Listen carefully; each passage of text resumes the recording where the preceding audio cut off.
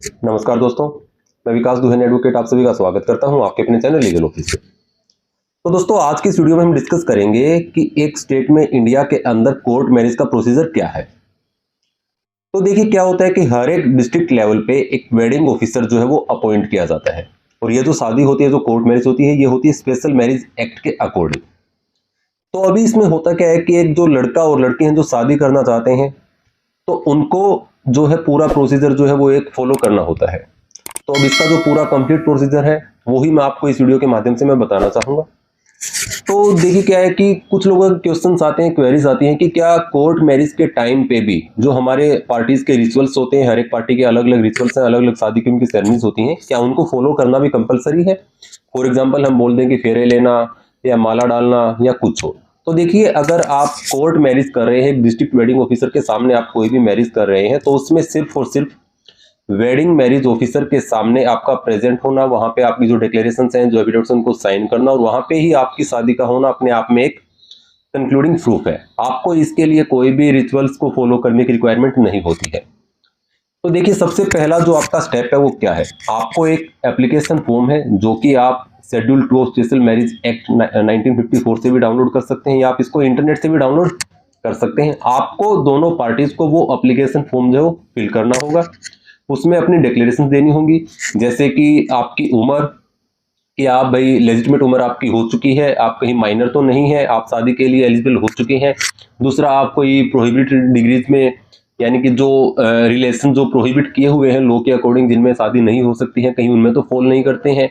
या कहीं आप स्प्लिंडर रिलेशनशिप में फॉल तो नहीं करते हैं,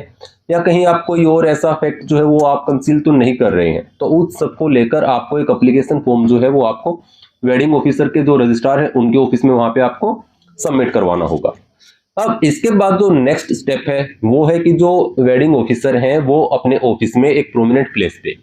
जो भी जितने भी उनके पास शादी के जो भी एप्लीकेशन फॉर्म आए हैं उनकी लिस्ट को वो एक डिस्प्ले पे बोर्ड पे लगा देते हैं। अब वहां से अगर किसी पर्सन को, किसी भी पर्सन की शादी से किसी भी प्रकार का कोई ऑब्जेक्शन है, तो according to section 7 of special marriage act वो पर्सन वो ऑब्जेक्शन वहां पे लगा सकता है। अब जैसे ही कोई किसी पार्टी के अगेंस्ट कोई ऑब्जेक्शन आएगा, तो जो वेडिंग ऑफिसर हैं वो एक इंक्वायरी करेंगे, और अगर उनको लगता है कि हाँ ये जो मैरिज है ये ऑब्जेक्शनेबल है और जो ऑब्जेक्शन है वो लेजिटिमेट है, सही है, तो उस टाइम पे जो आपका जो एप्लीकेशन प्रोसेस है, शादी की जो एप्लीकेशन प्रोसेस है, वो वहीं के वहीं पे रुक जाएगी।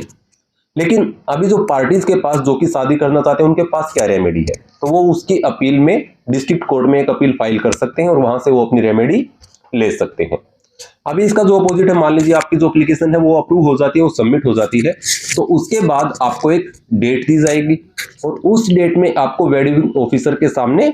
प्रेजेंट होना होगा। हस्बैंड जो लड़का और लड़की जो दोनों शादी करना चाहते हैं, दोनों को वेडिंग ऑफिसर के सामने प्रेजेंट वहां पे होना कंपलसरी है, और इसके साथ ही वहां पे 3 विटनेसेस का होना भी मैंडेटरी है, यानी कि आपको शादी के लिए 3 विटनेसेस को साथ लेके जाना होगा। सभी के जो वहां पे एप्लीकेशन फॉर्म्स हैं, रजिस्टर है, मैरिज रजिस्टर है, वहां सबके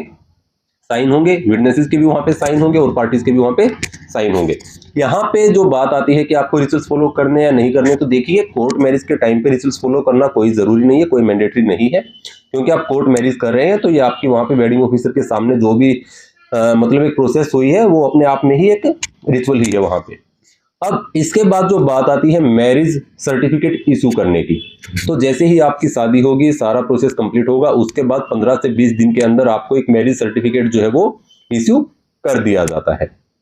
तो अब देखिए, इस चीज में जो मेन बात है कि इसमें शादी कौन कौन कर सकता है, तो देखिए, जो स्पेशल मैरिज एक्ट है वो हमें परमिशन देता है कि आप किसी भी कास्ट में, किसी भी रिलीजन में, या इवन एक फॉरेनर के साथ भी आप स्पेशल मैरिज एक्ट के अकॉर्डिंग शादी कर सकते हैं। चूंकि देखिए, जो हमारा हिंदू मैरिज एक्ट है जो कि हिंदू कम्युनिटी पे, हमारे रिलीजन पे एप्लीकेबल है, तो उसके तहत एक हिंदू मेल सिर्फ एक हिंदू फीमेल से ही शादी कर सकता है। लेकिन स्पेशल मैरिज एक्ट जो है वो परमिशन देता है कि आप किसी भी रिलीजन में या किसी भी कास्ट में, इवन एक फॉरेनर के साथ भी शादी